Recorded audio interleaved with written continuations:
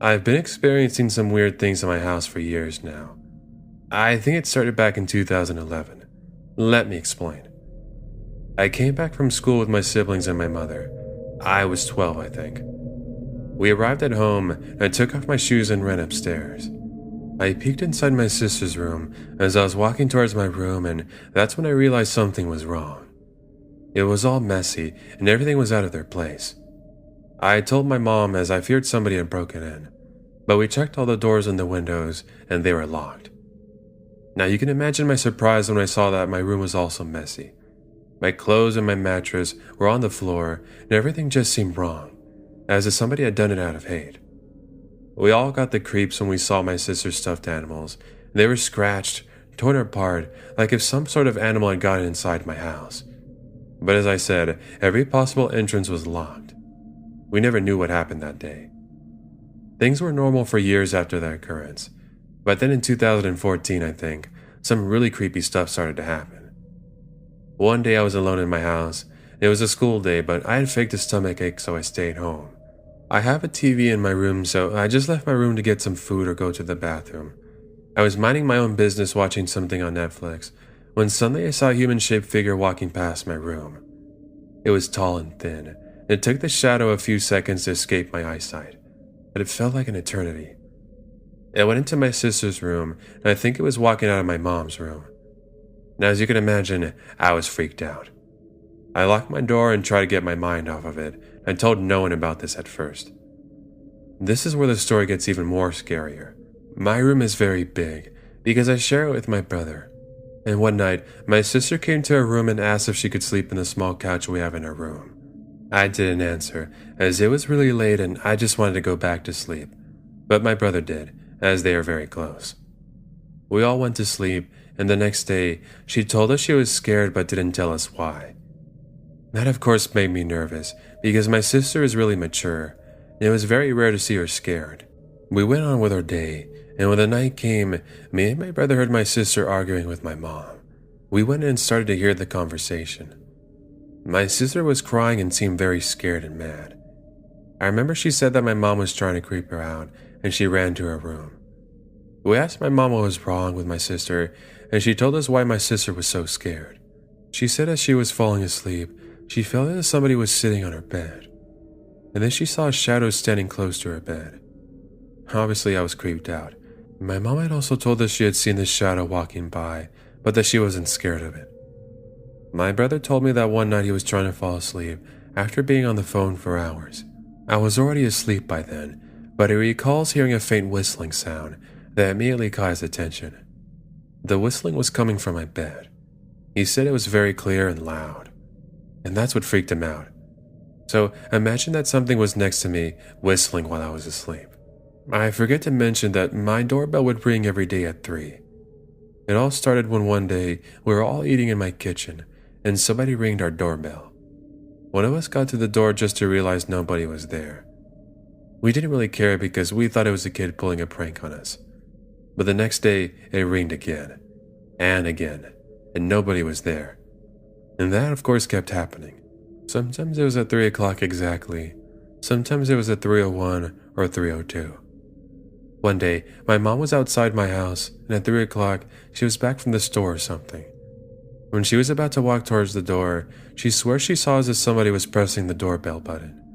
And we disconnected our doorbell after that. Finally, one day I was alone in my room. I was using my iPod while it was charging. I was minding my own business when suddenly my iPod decided to throw itself to the ground. It felt as if somebody had pushed it very hard and out of my hand. The push was so hard that it disconnected the charger and dropped my iPod so hard that the screen shattered completely. Whatever is living in my house really hates us. Those were some of the strange things that have happened in my house. Not all of them.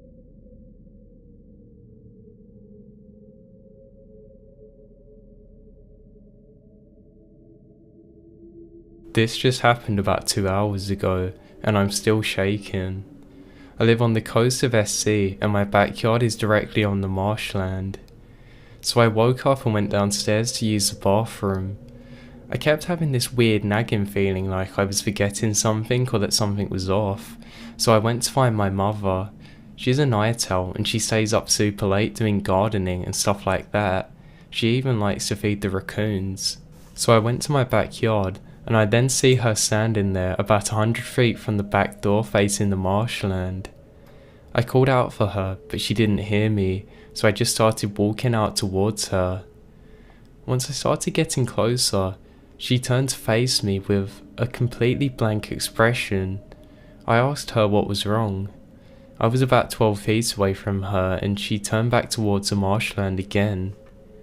Then, the back door swings open and I turn to see my mother standing on the deck and she's calling out to ask me what I'm doing. I've never ran so fast in my life, but as I looked back to the marsh, I could just see that thing disappearing, whatever it was. It looked just like my mum did. I yelled at my mum to go inside and that there was something out there. I told her exactly what I'd seen and I started shaking and crying. We woke up my husband and dad and they think I must have just been in a sleep state or that I dreamed it, but I can't stop shaking. The craziest thing is that I could see footprints from where she was standing. I know I didn't just see this in my head. I know I'm not losing my mind.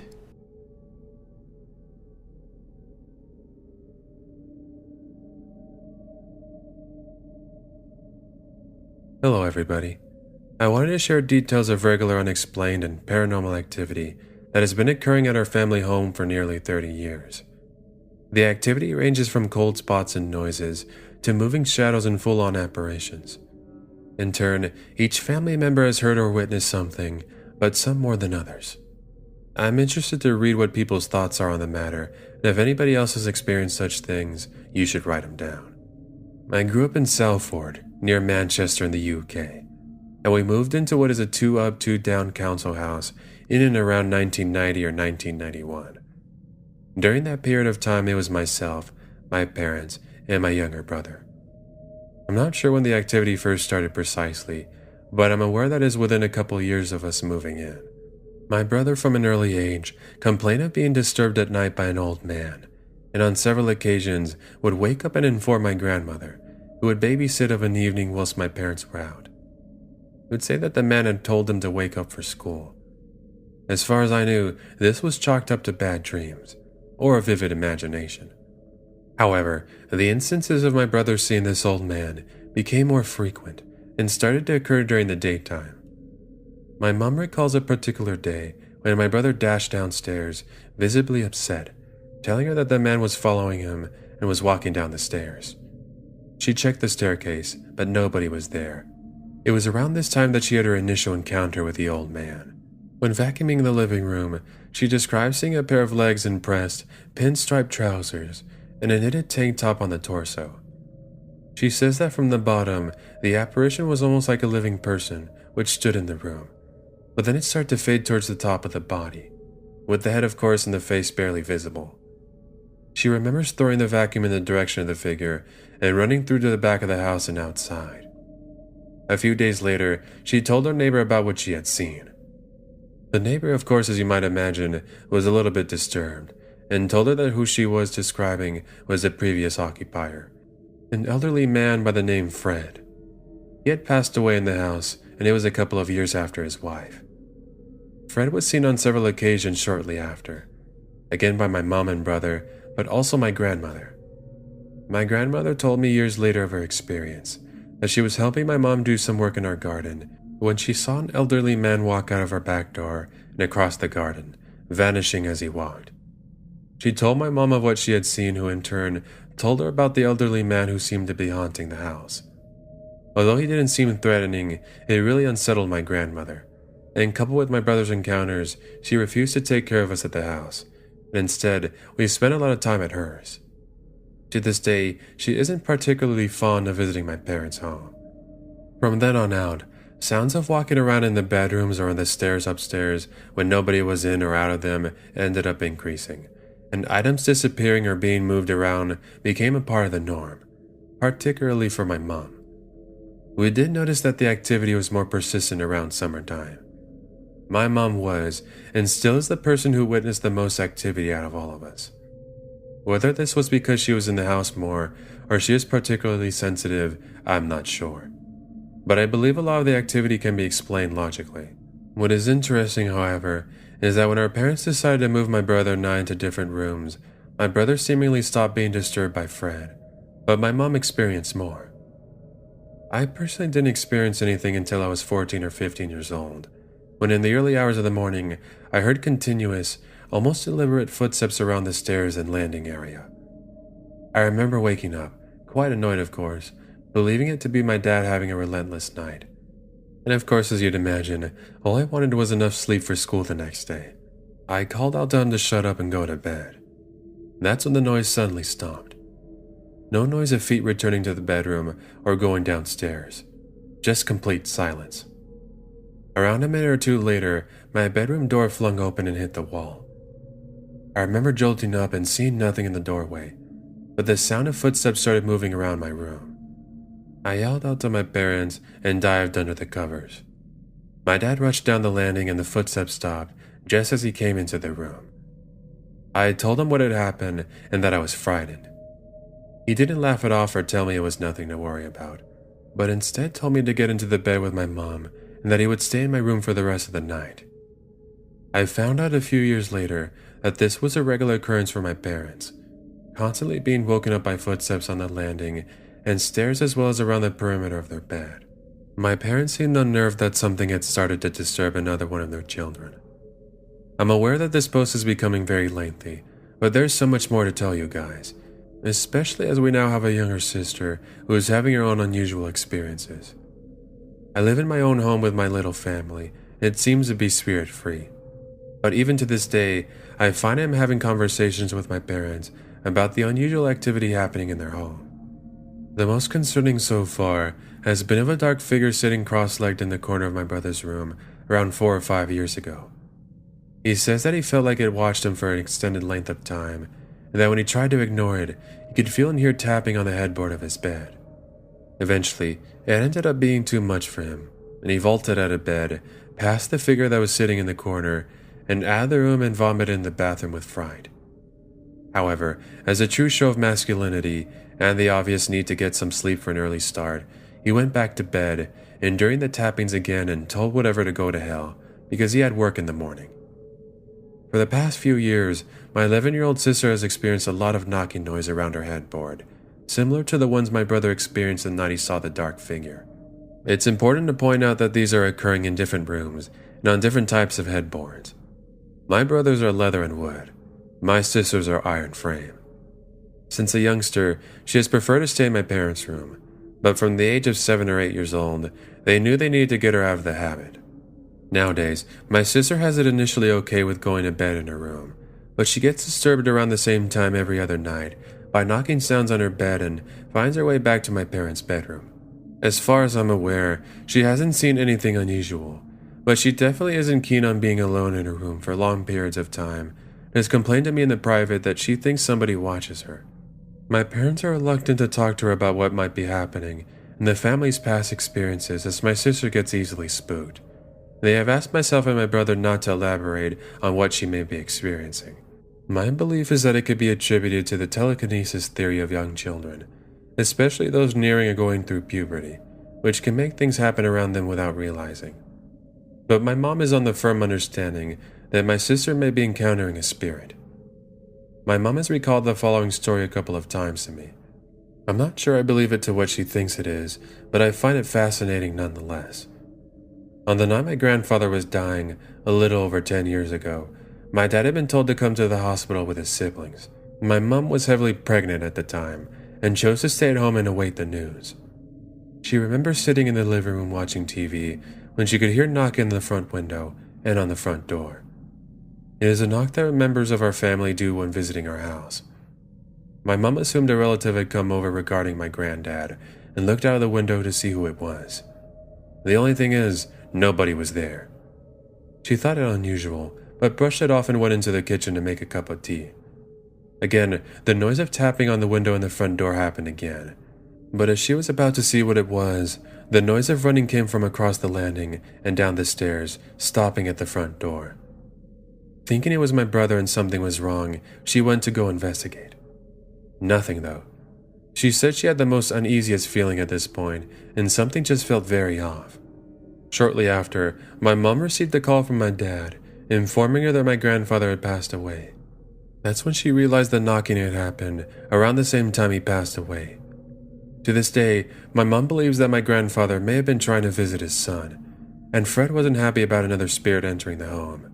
I think it's possible that with my grandfather's death imminent, tension and emotion would have been high, and that could be a psychological thing on my mom's part. That said, I don't think she has made it up. It genuinely unnerves her even now, but it may have been her mind playing tricks rather than paranormal. However, this is one of my favorite stories of unusual activity at our home, and it does make others feel uneasy when I tell them.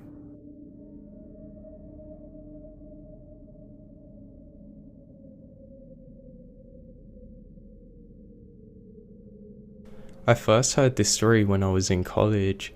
I'd come home from winter break, and I remember it was just me and my dad in the house. I was watching some kind of ghost hunters program on TV, just for the laughs. I really don't believe any of that. Now when you watch the programs on TV like that, it's so obvious that they're fake. It's too hard for me to let them go into my head and believe them. I mean really, I just can't get into it. Now my dad was the same way, so I thought. He seemed interested in the paranormal, but only very slightly. He was the kind of guy who would often scoff at anything supernatural. The program I was watching flipped to a commercial, and I casually got up and found my dad in the kitchen. Out of the blue, I asked him, "Hey Dad, do you believe in ghosts?" "Yup." His reply actually shocked me. "Really?" I was a bit taken back. "Like, it just doesn't seem like you," I said to him. He shrugged his shoulders and mulled over at what I just said. "Yeah," he replied eventually. "But I know ghosts are real. I met one." Upon hearing this statement, I had to know the full story. You see, my dad is like me. He likes to tell the stories. I could retell most of the stories from memory that he's told me, but just because he would tell me them so frequently, to anybody who would listen, here's my dad's story that I'd never actually heard, and it's an event that actually changed my dad's life.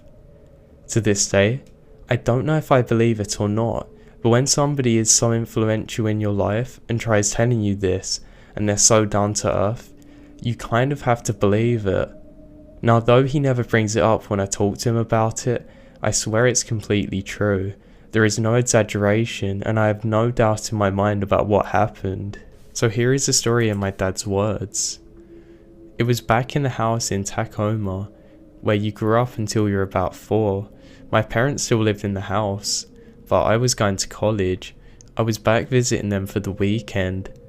I was just over at the Tacoma Community College, so it wasn't that far away. I came back often to visit and get a home-cooked meal. I remembered that I was sitting down for dinner with my parents, just 3 of us. It was in late spring, early summer season, so it hadn't really gotten dark out yet. We were talking like normal, when the phone suddenly rang.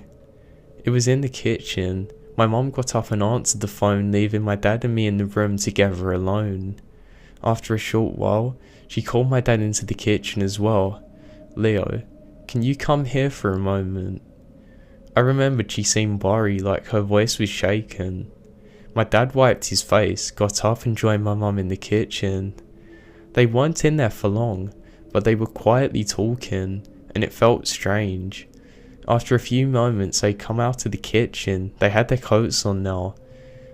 "Something's up and we have to go out for a bit," my mum said. "There's dessert in the fridge, you just help yourself. Don't worry about the dishes. We'll do them when we get back." So my dad said nothing, but I could tell from the look on his face that it was serious. My mum looked genuinely worried. They were out of the door in a flash, and I left to finish my dinner at the table. I cleared the table and washed my plate, despite my mother's instructions. Then I went to the main room to read. I sat down on the sofa, opened one of my school books and began to relax.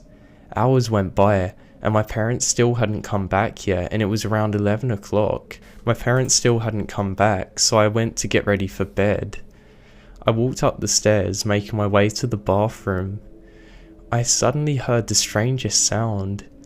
I paused and listened for a while. It was the ceiling. The ceiling was making a slow, drawn-out whining noise. The wood was genuinely creaking. It wasn't an unusual sound. There was some unusual rhythm that made me feel uncomfortable and curious. After listening for a while, I pulled down the steps to the attic and listened a bit more. I could hear the sound more clearly now, along with a metallic creaking sound. I gathered up my courage and decided to investigate. Now I have to say, I wasn't scared. I did have an uneasy feeling. To be honest, after a few seconds though, I felt quite comfortable, even though it was very dark and eerie. The energy in the floor wasn't foreboding. It almost felt warm and inviting. As I looked around the attic, it soon became obvious where the sound was coming from. Among the boxes and various other storage items was an old rocking chair, one that belonged to my grandmother. It was one of the many possessions she had left with us at the house. She was in a nearby home for the elderly, and couldn't fit much of her belongings into the room. The rocking chair was gently rocking back and forth, causing the floorboard to creak beneath it. Next to the chair, there was also an old bird cage. The cage door was gently swinging open and closed, making a quiet metallic creak. I figured that it was just a draft, and knowing that the sounds would keep me up all night if I didn't put an end to it, I went out and wanted to find the source. I compared the corners of the room, but try as I might, I couldn't find the source of the draft, nor could I feel it myself. There were no windows and there wasn't much ventilation. It wasn't even windy outside. It was a calm evening. Furthermore, the chair was heavy as the birdcage was, yet there were other things nearby that weren't disturbed. There were stacks of paper and stuff like that. It really wasn't making much sense to me. After a while, I decided to give up and looked back at the chair. It was still gently rocking. I walked over to it and rested my arm on the armrest, and it suddenly stopped rocking. Still, I couldn't feel any kind of draft. I lifted my hand and the chair was calm and quiet, but as I turned away, I heard the creaking again.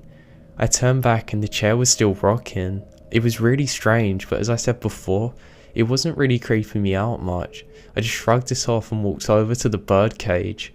The door was still slowly swinging open and closed. The cage once housed a parrot that belonged to my grandmother, but it had been empty for a long time now. I figured that if I at least shut this, then I could stop one of the sounds. So I did that. I then started heading towards the steps. As I was about halfway down, I heard that same metallic creaking sound again.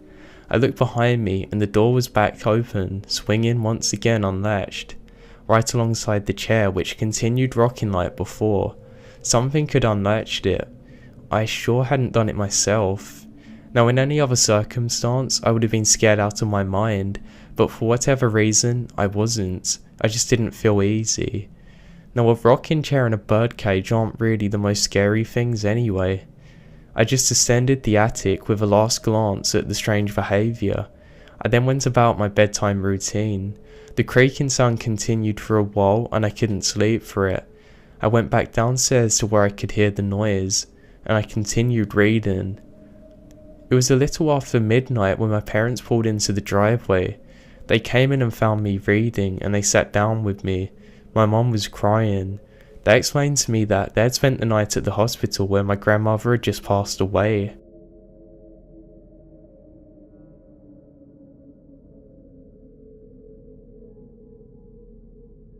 So a little bit of background story. I decided to ride my bike to and from work during the summer to save up a little more money to buy a nicer car. I was living in California's Central Valley, so it was hot during the day and warm at night, so not really a big deal. I rode my bike for roughly 3 months, 5 to 6 days a week, back and forth on the same path that led almost directly from my work and right to my house. One night we were getting out of work particularly late. I worked at a restaurant, and getting out at 1 in the morning on the weekends wasn't unheard of. My coworker who usually rode with me on days we worked together had gotten a ride from his girlfriend, so I was alone. Usually where I live, the summer nights are warm with a light breeze, and I actually love riding at night. There was no traffic, No families on bikes clogging both lanes and all that kind of stuff. I pretty much always got back within 20 minutes of leaving, max 30 if I was really going slow. And this night was different though. From the get-go, as soon as I walked out the door, it was really cold, which is unheard of. So I decided to just ride fast and get home quick. It actually starts off pretty normal. I'm going over a bridge that goes over a freeway, and then it makes a weird turn. The street lamps behind me start to make a loud electrical noise, so I look back. It's as if something was approaching the lights behind me, and they start to flicker one by one. I'm a little spooked out at this point, but then I hear what sounds like another biker coming along the path behind me, and I feel relief that there's another person nearby me. Then the noise changes. It turns into a whistling, howling noise that rushes by me, actually flapping my shirt. Now, I'm on borderline freaking out at this point, so I ride even faster. I keep hearing sounds like whispering behind me, and multiple times it felt like something would snag the back of my shirt, or even the pants on my leg. Keep in mind, this bike path looks nearly identical from start to finish. It's just a path of dead grass on both sides and walls with houses. Very easy to lose track of where you are. So I keep riding and riding faster, and my heart is going faster than ever before. I'm on a fixed gear truck bike, so I can get it moving pretty quick when I want to. So I'm tearing down this path, and I never see a single sign of life the whole way down. No cars crossing at intersections, no people on back porches, just the path lights flickering behind me and noises that sound almost human right behind me the whole time. I finally make it onto the road I turn on to get to my house. It's dead empty. There are 0 cars, and even in my semi-small town, this is unheard of. There's always cars stuck at a light or even at 7-Eleven on the corner, but there's no one anywhere. So I kept going, the light-sounding noises still behind me. I get right in front of my door and unlock it, and take my bike straight up through the door. I wasn't going to mess around and open the garage. I go up the stairs, and that's when the most terrifying part happened. I looked at the clock. It said it was 3:12 a.m. Now, it had taken me almost 2 hours to get home, and I still have no idea how it took me so long. I have no resolution for the noises, or even the flickering lights or the complete absence of people. But needless to say, I never took that bike path again.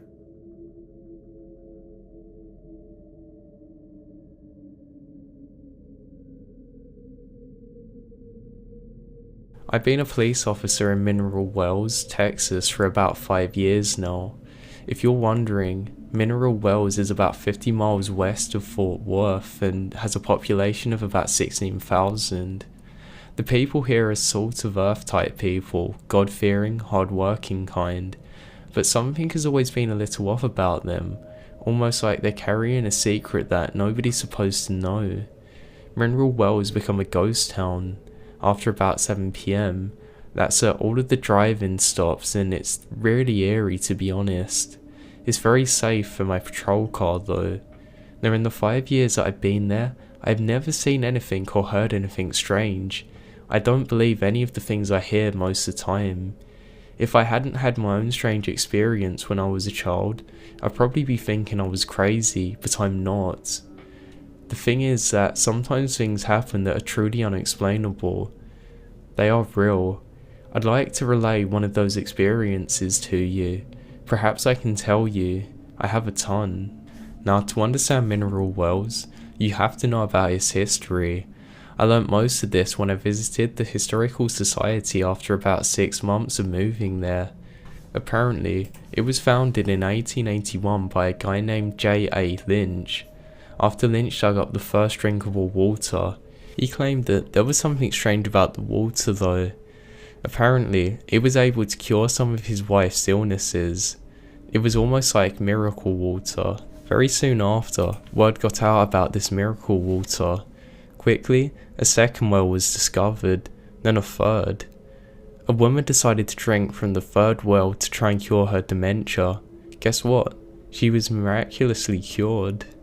The local children started calling the third well the crazy water well, and they started just calling it the crazy water. It was strange how this miracle water flowed from the earth. News about this crazy water spread far and wide, and by the early 1900s, Miracle Wells had become the South's greatest health resort, with hundreds of mineral wells, bathhouses, bars, hotels, etc. People travelled all from over the country in hopes of experiencing this amazing healing power. As you probably imagine, many of the visitors were old or dying. Today, Mineral Wells is a shadow of its former self. Whilst it still has industry, it mostly operates as a tourism and retirement community. But don't let that fool you. In this town, there's a famous quote that says, "The past is never dead. It's not even the past." Now, after I'd been on the falls for about a month, I had my first experience of strangeness of Mineral Wells. We got in a frantic 911 call about somebody finding a dead body. I still remember the address. It was at Baker Hotel. I was working nights there. Apparently, that's where the rookies start, and the call come in at about 12:30 AM. My partner and I were in the area, and it didn't take us long to get there. When we arrived, the 911 caller was gone, but the body was there, just as I had described it. It turned out to be a young woman. She was splayed out on the red brick steps that led up to the front entrance. Her back was broken and whatnot. It was honestly the first time that I'd ever seen anything like this. She had fallen from a great height. I remembered looking up to see if there were any balconies that she could have come from, but there weren't any. But there were plenty of windows since it was an old hotel. They didn't have very good safety features like modern hotels do. In fact, many of the windows were left open. I later learnt that the Baker Hotel had been shut down in the 70s, but no one would ever admit as to why. We secured the team and called out an investigation unit. The girl turned out to be a 29-year-old. She had been a resident of Mineral Wells her entire life and worked as a manager at a local cafe. On the night in question, Paulina had been out with some of her friends and was at a bar near the hotel. One of the girls that she had been out with had told the investigators that they had all been hanging out on the 7th floor of the hotel drinking after the bars closed. They suddenly realised that they couldn't find their friend anywhere. They began looking for her and found her clothes in a pile of one of the rooms next to an open window. When they realised that she had fallen, they called 911. There were only two bits of information they could offer. That the first was that she was called Paulina, and she had been overheard saying that she needed to go and meet Virginia, but none of them knew who her friend was. The second was that there were rumours in the town that she had been having an affair with the owner of the cafe she worked at, but none of them admitted ever seeing him with her. When I first heard all of this, it seriously disturbed me. By all accounts, she was a young, well-adjusted woman who had no reason to kill herself. Why would she do it? And why did she take off all of her clothes before doing so? After a full investigation, I didn't hear much about the case again. The investigators thought the circumstances were odd, but odd things happened in Mineral Wells all the time, and they were just pressing cases. This case was eventually closed. I didn't hear anything about it until about 5 months later, as I was poring over manuscripts at the Historical Society's archives. Then I came across a passage that made the hair on the back of my neck stand up. Here's what it had said. One story involving the Baker Hotel revolves around a woman known as Virginia Brown. As a resident of the hotel who was the alleged mistress of T.V. Baker, the owner and builder of the hotel, according to legend, Virginia was upset over the affair and drunkenly plunged to her death after jumping from the 13th floor. Many visitors to the hotel before it closed in 1972 have reported seeing a dead woman, sometimes wearing a red dress and sometimes not wearing anything at all. She roams the halls after midnight. This freaked me out, and I was about to note right out of there, but I've suddenly realised there was a reference to another document. It turned out to be the hotel's ledger from the mid-1900s. I searched for Virginia Brown's name and found it. She'd become a resident at the time, and there was a notation under the room heading, Room 714. It was at this moment that I realised that there was something seriously wrong and strange about Mineral Wells.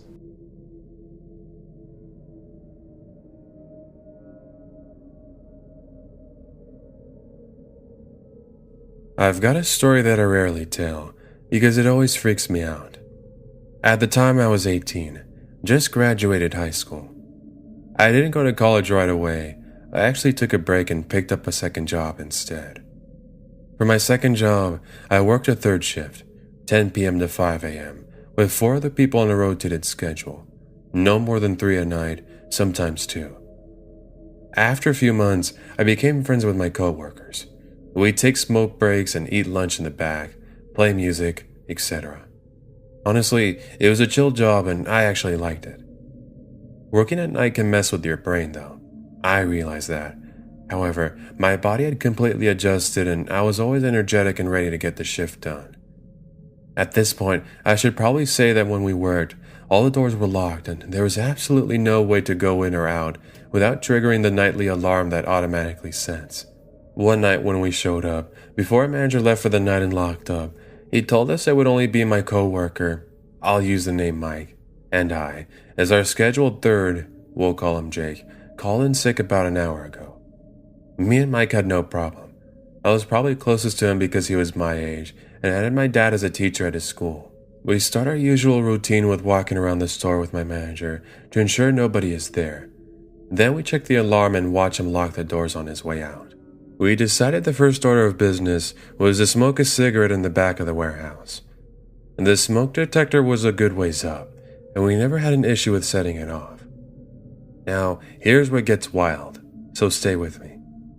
Me and Mike pulled the pallet stacked with boxes out from the warehouse and onto the main floor. I grabbed a dolly with some boxes of dried goods and headed to a different aisle so we could be ahead of schedule. We always typically split up for efficiency. About 15 minutes pass and I head back for more boxes. The pallet was in the central point in between us. Neither of us were in the same aisle as it. When I got there, I saw a bag of chips and dip opened on the pallet, with obvious dip marks in the dip. Now, we often ate food and left cash at the customer service desk. Our manager was okay with it. Mike met me at the pallet as I was loading up my second trip. I jokingly made fun of him for getting chips and dip because it seemed like an odd snack during work.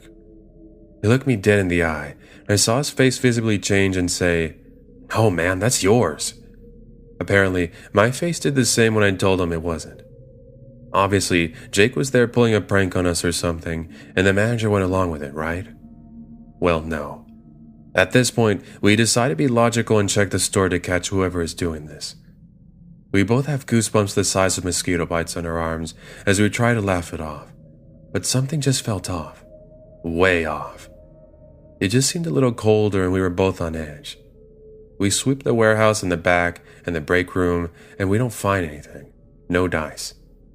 As we get to the front of the store, there's only one entrance to the store and it's right near all the 12 registers we had. In the front, there's big metal racks where we sold charcoal for grilling and also those big logs that burn really slow so people that can't survive on their own can escape the city and enjoy campfires. As we walk inside of it, we hear a whoosh and 3 logs flew off the shelf. Now I'm not going to lie to you here. I screamed and Mike jumped. We were freaking out at this point, but I stopped and convinced him to walk to the shelf with me, about 15 feet away, so we could check and make sure the shelf was sturdy. With 2 adults, over 170 each, we couldn't budge. Something threw the logs off in front of our face. And as we walk around the store again, trying to find somebody, we don't find anybody. We decided the best thing to do was to continue to work and listen to loud music. We ended up working together the rest of the night. Now, here's the craziest part.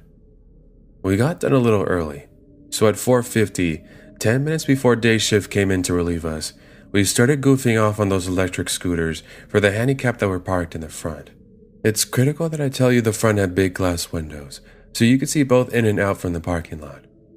We kinda just didn't talk about what we saw after it happened. I went to sleep that day and woke up to a call from Jake. He sounded like he was having a panic attack. His mom, who worked there during the day, was one of the ones that came in at 5. She was older. Working there was more of a way to keep busy than out of necessity, I think. Jake told me on the phone that when I left, his mom started talking to him in the office, where we clocked in and out. She asked him, "Who is by the door in all black watching you guys on the scooter?" Needless to say, I couldn't sleep. Mike and I never worked alone after that. Later on, I found out that his family had a history of weird experiences like this. Whatever happened that night scared the hell out of me. It wasn't after me, but to this day, I still get spooked.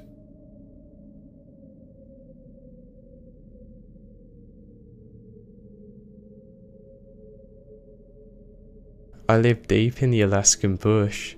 I grew up there. For those of you who don't know what the bush is, it's basically where the mountain men are. They're all extremely self-sufficient. Anyway, I was born and raised on my grandpa's homestead. They migrated from Norway and somehow got the idea to live there. Some things about my grandparents. They're both very much of the old ways. They believe in the spirits.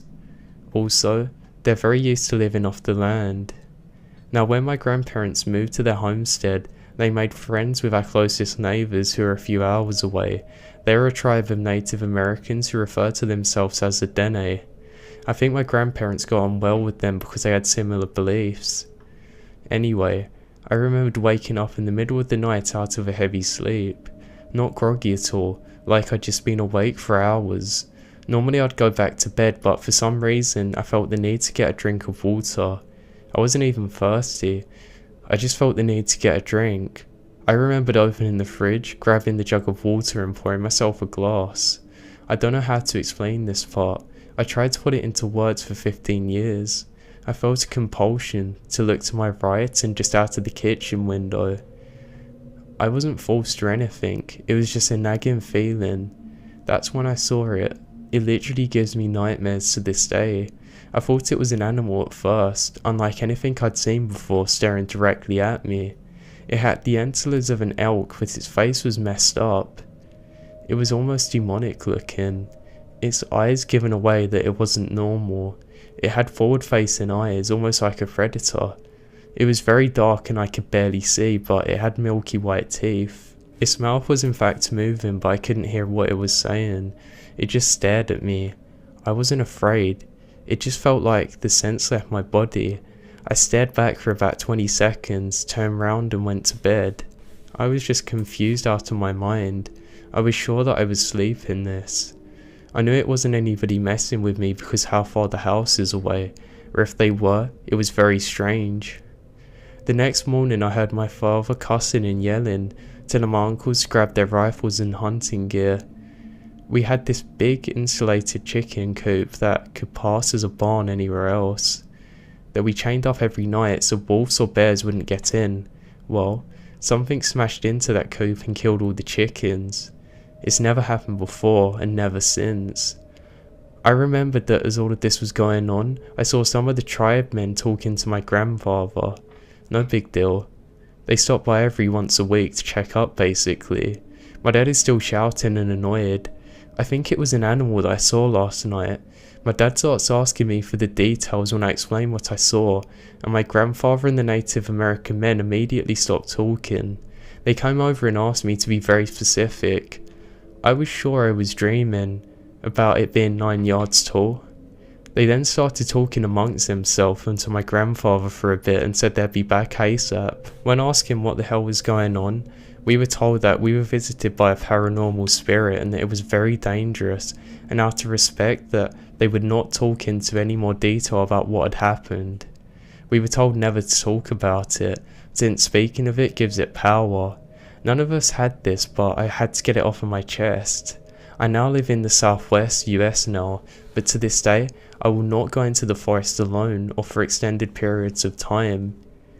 I was almost certain that what I saw was just in my sleep and not real, but thinking of it, who knows what could be out there in the wilderness like that, miles away from people and civilization.